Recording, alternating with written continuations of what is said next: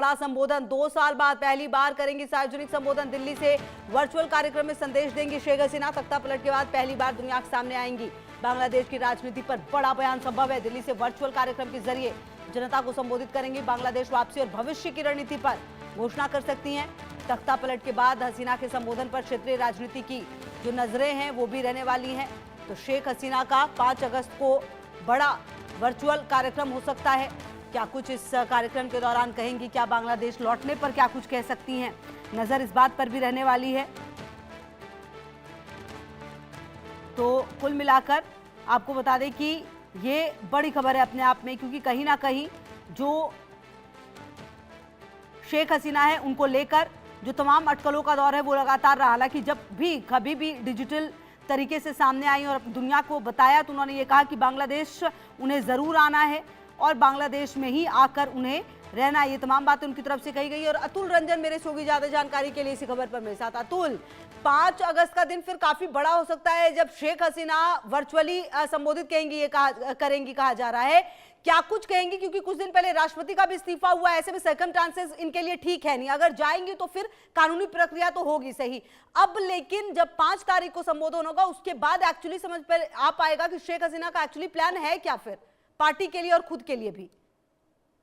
बिल्कुल, देखिए बहुत ही महत्वपूर्ण प्रेस कॉन्फ्रेंस होने वाली है शेख हसीना द्वारा। और सबसे पहले तो आप ये देखिए कि ये तारीख कितनी महत्वपूर्ण है। हाँ। 5 अगस्त, यानी ये 5 अगस्त वही तारीख है जिस दिन शेख हसीना जो है बांग्लादेश छोड़कर भारत भाग आई थी, छोड़कर, क्योंकि जिस तरह से उनका जो प्रधानमंत्री आवास है उसको घेर लिया गया था एक तरह से, और पूरा जो है कब्जा कर लिया गया था। उसके बाद वो 5 अगस्त की तारीख वही 2024 में वो बांग्लादेश से निकलकर भारत आती है। उसके बाद से 2 साल से वो लगातार यहाँ रह रही है। अब ये महत्वपूर्ण इसलिए भी है क्योंकि हाल फिलहाल में हालांकि उन्होंने कुछ मीडिया इंटरव्यूज दिए हैं, रॉयटर्स को भी इंटरव्यू दिया है उन्होंने, जिसमें जिक्र किया है कि वो दिसंबर 2026 तक जो है वो बांग्लादेश जाने की कोशिश करेंगी। अब लेकिन ये प्रेस कॉन्फ्रेंस कई मायनों में इसलिए महत्वपूर्ण है। नंबर 1 तो उनको जो जाने की जो प्लानिंग है, जिसको लेकर वो कई दफा बोल चुकी हैं कि वो वापस जाना चाहती हैं, अपने लोगों के लिए जाना चाहती हैं, वापस अपने पार्टी के लिए जाना चाहती हैं, अपने वतन के लिए जो है वो वापस जाना चाहती है। भले ही उनको पर्सनली इसकी चाहे जो भी कीमत चुकानी पड़े वो जाएंगी। तो नंबर 1 बात है कि उसको लेकर और भी क्लैरिटी मिल सकती है कि आखिर क्या तारीख है, क्या प्लान है जिसके तहत वो जाना चाहेंगी और उनके पास क्या ऑप्शंस होंगे वहां पर। क्योंकि जैसा कि हम सब जानते हैं कि जिस तरह से इंटरनेशनल क्राइम ट्रिब्यूनल ने वहां पर उनको जो है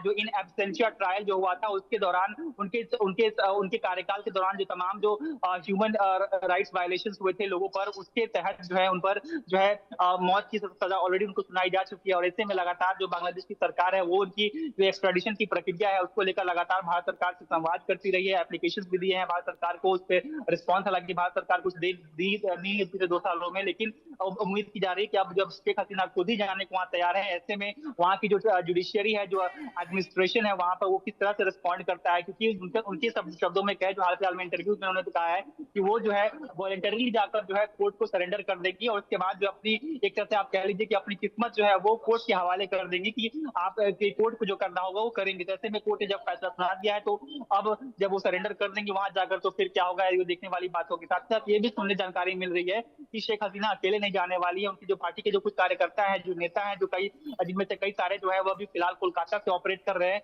उनको वो भी जो है उनके साथ जो है वहां पर जा सकते हैं। ऐसे में जो तारिक उर रहमान जो वहाँ के प्रधानमंत्री हैं और उनकी जो पूरी जो रेजिम है वो किस तरह से रिएक्ट करती है इसको लेकर ये देखने वाली बात होगी। दूसरी बात ये भी है कि शेख हसीना से इस बात पर भी टिप्पणी जो है आप उम्मीद कर सकती हैं कि पिछले 2 सालों में बांग्लादेश का जो पॉलिटिकल लैंडस्केप है और जो सोशल लैंडस्केप है उसमें किस तरह का परिवर्तन आया है और वो बांग्लादेश की राजनीति को किस ओर जाती हुई देख रही हैं। इस पर जो है उनकी जाहिर सी बात है काफी अनुभवी राजनीतिज्ञ रही हैं, वो लगातार पॉलिटिक्स में रही, तो उनकी जो टिप्पणी है इस पर जो है वो आ सकती है कि आखिरकार जो पूरा जो जेनजी रेवोल्यूशन जो एक तरह से वहाँ पे छात्रों का आंदोलन देखने को मिला था, उसके बाद बांग्लादेश की जो राजनीति है और जो एक जो फ्यूचर है वो किस ओर जा रही है, उस पर भी जो उनकी टिप्पणी देखने को मिल सकती है। लेकिन जाहिर सी बात है सबकी निगाहें इस बात पर होगी कि आखिर शेख हसीना किस दिन क्या होता, कोई तारीख बताती है जिस दिन वो जाना चाहेंगी। तो ये काफी महत्वपूर्ण प्रेस कॉन्फ्रेंस है जो 5 अगस्त को जो साउथ एशियन फोरम और देखिए अतुल, ये महत्वपूर्ण इसलिए भी तो हो जाता है क्योंकि अतुल महत्वपूर्ण इसलिए भी तो हो जाता है कि जब से बांग्लादेश में ये कुछ हुआ है और जो सत्ता परिवर्तन हुआ है और जब यहाँ पर शेख हसीना रह रही है, भारत के संबंध भी बांग्लादेश के साथ बहुत बदले और ऐसे में 5 तारीख को क्या कहेंगी उसके बाद ये बहुत इंपॉर्टेंट हो जाएगा भारत और बांग्लादेश के संबंधों का।